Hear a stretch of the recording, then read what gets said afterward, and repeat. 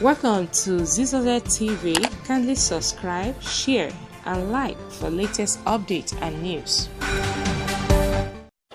And I stand by what I've said.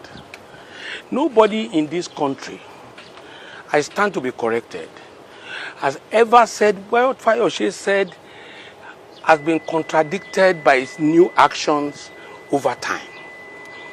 So whatever I say is either I have the right information from the source or I am privy one way or the other to certain activities. Let me say it again. Makinde, the current governor of Oyo State, has an agenda to remove the Olubadan of Ibadan land.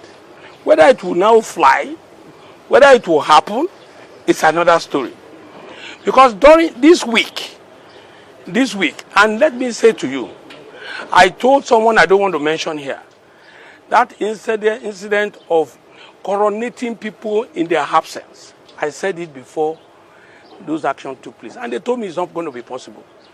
And it actually happened, coronating people behind them. And again, I said it over time that Governor Makinde got 15 billion naira. Who was firmly denied by his commissioner at the time. But eventually, when I provided the evidence, they accepted that it took 30 billion. All those ones are history.